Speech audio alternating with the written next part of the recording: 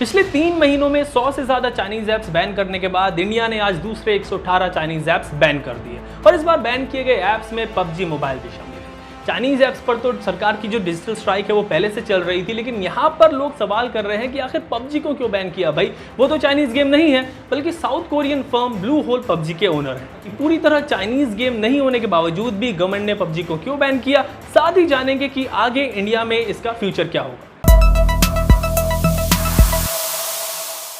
Actually जब government ने जून में 59 चाइनीज ऐप्स बैन किए थे, तभी से यह खबर आ रही थी कि पबजी पर भी गवर्नमेंट की नजर है और पबजी जो है वो गवर्नमेंट के रडार पर है और उस पर भी गवर्नमेंट बैन लगा सकती है। लेकिन काफी दिन तक जब कोई एक्शन गवर्नमेंट ने नहीं लिया तो लगा कि भाई ये गेम बच जाएगा क्योंकि ये 100% चाइनीज गेम नहीं है, लेकिन ऐसा नहीं हुआ और आखिरकार पबजी भी फाइनली बैन हो गया।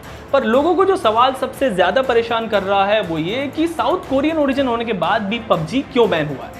इसके जवाब के लिए आपको थोड़ा सा पीछे ले चलता हूं और बात करता हूं 2017 से। दरअसल 2017 में जब पबजी आया था तो ये गेम सिर्फ पीसीज और कंसोल्स के लिए था। इसको पबजी कॉर्पोरेशन ने बनाया था, जो एक south Korean video game company की सब्सिडरी कंपनी है जिसका नाम है ब्लू होल स्टूडियो।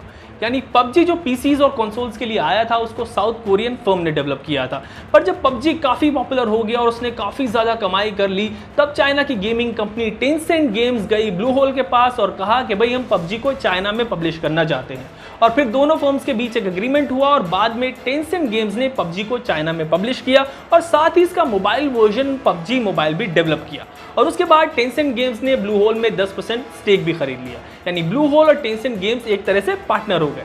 यहाँ पर आप ये याद रखिए कि PUBG for PC and consoles PUBG corporation ने डेवलप किया था, पर पबजी मोबाइल की जो डेवलपर है वो चाइनीज फर्म टेंसेंट गेम्स हैं और डेवलपर चाइनीज होने की वजह से ही पबजी चाइनीज गेम कहलाया और यही वजह है कि ये गवर्नमेंट के रडार पर आ गया और उसको बैन कर दिया गया।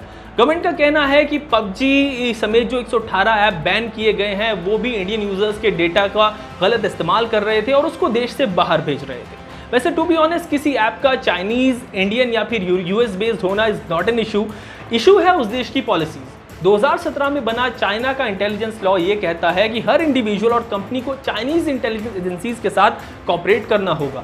यानी अगर चाइनीज गवर्नमेंट चाहे तो चाइनीज ऐप्स पर मौजूद दुनिया के हर यूजर का डेटा हासिल कर सकती है और उसको अपने फायदे के लिए इस्तेमाल कर सकती है। और साइबर सिक्योरिटी एक्सपर्ट्स ये भी कहते हैं कि चाइनीज गवर्नमेंट ऐसा ऑलरेडी कर रही है। आप जानते ही होंगे कि कैसे हुआवे और ZTE के 5G नेटवर्क के जरिए चाइना पूरी दुनिया में एक सर्विलेंस वेब क्रिएट करना चाहता है। तो पबजी के मामले में भी बिल्कुल ऐसा ही है। टेंसेंट गेम्स जो पबजी के डेवलपर है उसके पास आपका डेटा सेफ नहीं है क्योंकि इसको चाइनीज गवर्नमेंट जब चाहे एक्सेस कर सकती है और ये हमारी देश की सुरक्षा के लिए खतरा बन सकता है।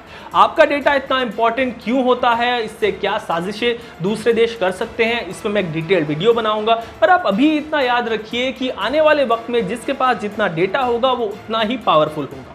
पबजी के बैन होने से गेमर्स और गेमिंग इंडस्ट्री को तो बड़ा नुकसान हुआ है, लेकिन जब बात देश की सुरक्षा की हो तो हर नुकसान छोटा लगने लगता है। देश की सुरक्षा को खतरा ना हो और आपका डेटा भी सेफ एंड सिक्योर रहे, इसी वजह से गवर्नमेंट ने जो है इन चाइनीज ऐप्स को बैन किया है और इसमें पबजी भी शामिल है। पबजी बैन पर और दूसरे चाइनीज ऐप्स पर जो बैन लगा है इस पर आपकी क्या राय है, ये आप मुझे हमारे कमेंट सेक्शन में जरूर बताएं।